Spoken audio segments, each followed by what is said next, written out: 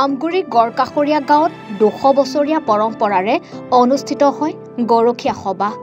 গাঁওখনৰ 65টা পৰিয়ালে 200 শতাধিক সদস্যৰ উপস্থিতিত গড়কাষৰীয়া পথাৰত পালন কৰে এই পৰম্পৰা। পহিলা মাঘৰ দিনকেইটাতে উজনি অসমত প্ৰচলিত অন্যতম এক লোকাচাৰ তথা পৰম্পৰা গৰখীয়া সভা অনুষ্ঠিত কৰে। গড়কাষৰীয়া গাঁৱৰ 65টা পৰিয়ালে আয়োজন কৰা এই গৰখীয়া সভা পূৰ্বপুৰুষানুক্ৰমে অনুষ্ঠিত কৰি আহিছে। গৰখীয়া সভা প্ৰধানকৈ ভগৱান শ্ৰীকৃষ্ণক সন্তুষ্ট কৰিবলৈ কৰা হয়।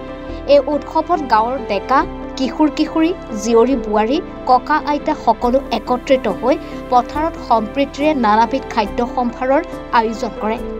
গৰখীয়া সভাত গৰখীয়া কিশোৰসকলক আপ্যায়িত কৰা মানে ভগৱান শ্ৰীকৃষ্ণকো আপ্যায়িত কৰা হয় বুলি বিশ্বাস কৰি অহা হৈছে।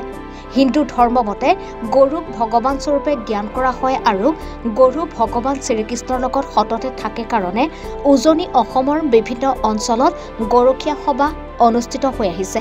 আনহাতে এই গৰখীয়া সভাতে কোনো লোকে মনোবাঞ্ছা পূৰণৰ অৰ্থে চাকি বন্তি জ্বলালে মনোকামনা পূৰ্ণ হয় বুলি বিশ্বাস আছে।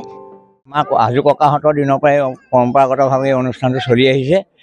ইয়াত মানে তেখেতলোকে আগত গৰু চৰোৱাৰ যেতিয়া ধান কাটি শেষ হয় গৰু মেলি দিয়ে। মেলাৰ পিছতে সকলো মিলি এসাঁজ মিলা প্ৰীতিৰে ভোজন কৰে। সেয়েহে তেওঁলোকে কৰোঁতে এতিয়া বৰ্তমান প্ৰায় 200 বছৰে হ'ল আমাৰ এই পৰম্পৰা চলি আহিছে।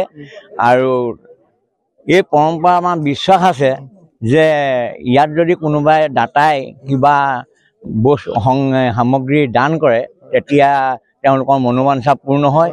আৰু ইয়াত আমাৰ দেখিছে ইয়াত বন্তিও প্ৰজ্বলন হয়। এই বন্তি প্ৰজ্বলনৰ দ্বাৰাও ভগৱন্তক সন্তুষ্ট কৰি তেখেতলোকৰ মনোবাঞ্ছা পূৰ্ণ কৰে। আমগুৰিৰ পৰা ৱাকিল আহমেদৰ ৰিপৰ্ট, এনি ভাৰত 24।